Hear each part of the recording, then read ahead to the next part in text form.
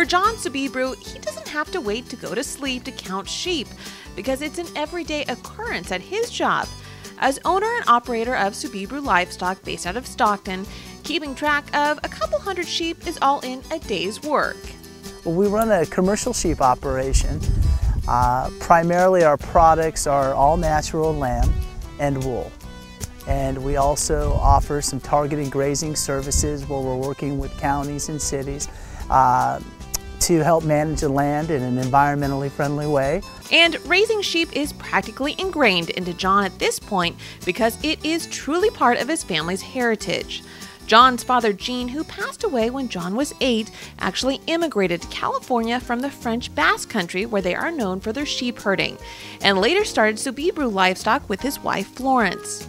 Today, it's Florence and her husband, Pete, and John, along with his wife, Quincy, and their son, Luke, who look after the herd. The family is based in the San Joaquin region, but because of urban encroachment, they have a limited amount of land for the livestock to graze on, so they are on the move often. But that's okay with the sheep because they are ferocious eaters who in this case use their appetite to help the land. You see, John uses the sheep as part of a target grazing program where he carefully controls the sheep to graze or eat in order to control weeds or restore wildlife habitat. And no matter what the project the sheep are working on, it's all done with an eye toward the future. This ground here is probably one of the most productive agricultural land in the state of California, and it's unfortunate that it's no longer in production, but for us, we're helping this particular area manage the land and graze it.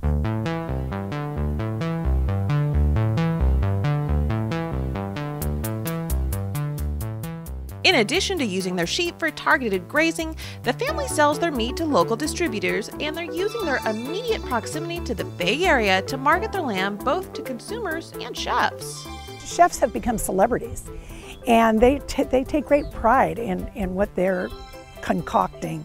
And lamb for them is just really fun because there are so many different types of cuts. To help in marketing their lamb, the Cubiburu family works with the California Wool Growers Association, an organization made up of sheep producers and breeders which recently celebrated their 150th anniversary, which made them California's oldest agricultural organization. To celebrate, they teamed up with the American Lamb Board and put on the Lamb Jam at Fort Mason in San Francisco. And with a name like that, it had to be fun, right?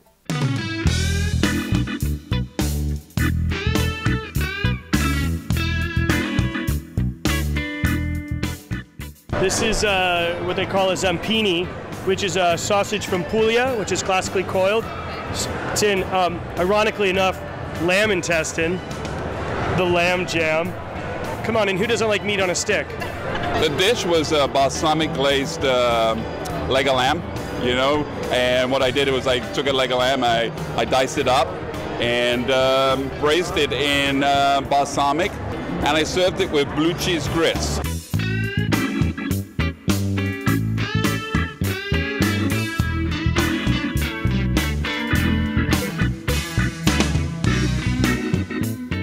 And while the topic of the day was lamb, the word of the day might as well have been new, as in new ideas, new fans, and a whole new way of looking at California-produced lamb.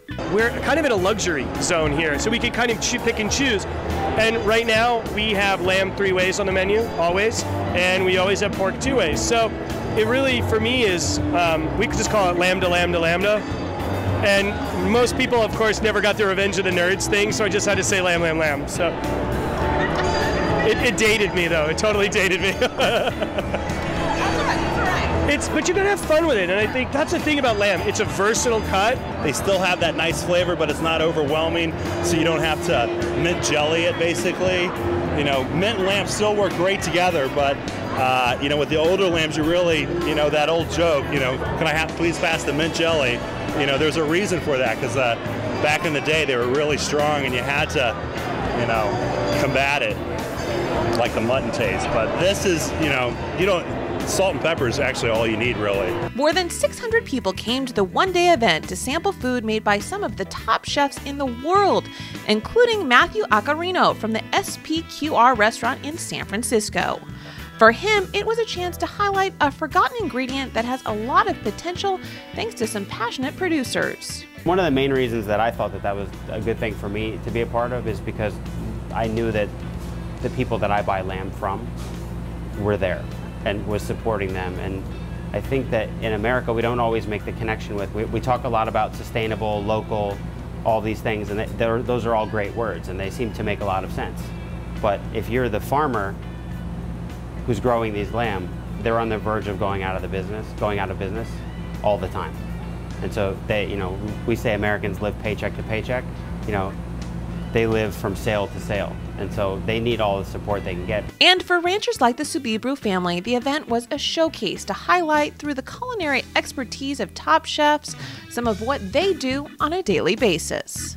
Well, I find it very inspiring to attend this event because I'm noticing people here today that are young adults, older people. We're creating new food inspirations for people that love lamb.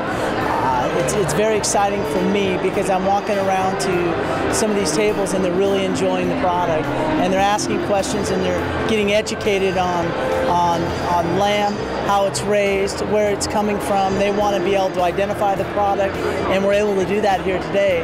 I'm happy to use their product because it performs, and I'm proud to use their product because of the kind of people they are.